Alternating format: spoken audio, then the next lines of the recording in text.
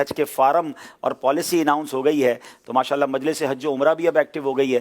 تو میری گزارش ہے عبدالاحد بھائی کو بتائیں کہ جو لوگ حج کرنا چاہتے ہیں اس سال پاکستان سے، ان کے لیے ہمارے پاس کیا پالیسی ہے اور ہم ان کا کیا ساتھ دے سکتے ہیں. ارے ماشاءاللہ حسن رضا بھی آج آ گئے ہیں. واہ بھائی واہ ماشاءاللہ. عبدالحبیب بھائی، اللہ کے فضل و کرم سے پچھلے سال کی طرح اس سال بھی کم و بیش 18 لاکھ کا کوٹا دنیا بھر میں جو ہے وہ اناؤنس کیا گیا ہے، ٹھیک ہے، جس میں سے پاکستان سے 179,210 یعنی 1,79,210 عازمین حج کریں گے انشاءاللہ، جس میں پرائیویٹ اور گورنمنٹ اسکیم کے الگ الگ ہیں. دعوت اسلامی کا شعبہ حج و عمرہ الحمدللہ دنیا بھر میں حاجیوں کی تربیت اور ان کی رہنمائی کے لیے موجود ہے. جو اس سال حج کرنا چاہتے ہیں ان کے لیے معاونت حج کا سلسلہ بھی ہے الحمدللہ عز و جل.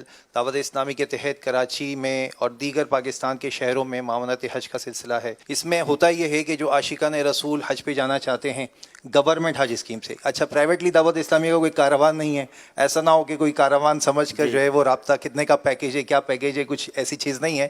جو گورنمنٹ حج اسکیم کے تحت حج کرنا چاہتے ہیں اور دعوت اسلامی کے قافلے میں ان معنوں میں کہ جو عاشقان رسول کو اکٹھا کر کے ہم قافلہ بناتے ہیں اس میں شامل ہونا چاہتے ہیں تو وہ شعبہ حج و عمرہ کے ذریعے سے اس میں شامل ہو سکتے ہیں. اور الحمدللہ عز و جل پچھلے سالوں کی طرح اس سال بھی فیضان مدینہ عالمی مددی مرکز میں بھی یہ آفس قائم ہے. یہاں آ کر خود بالمشافہ بھی مل سکتے ہیں اور معاونت حج کا فارم دعوت اسلامی کی ویب سائٹ پر بھی موجود ہے، وہاں سے ڈاؤن لوڈ کر کے اسے بھی حاصل کر سکتے ہیں. ماشاءاللہ. دوسری چیز یہ تھی عبدالرحیم بھائی کہ الحمدللہ حج جو ہے وہ اسلام کا 5واں رکن ہے اور صاحب استطاعت پر فرض ہے.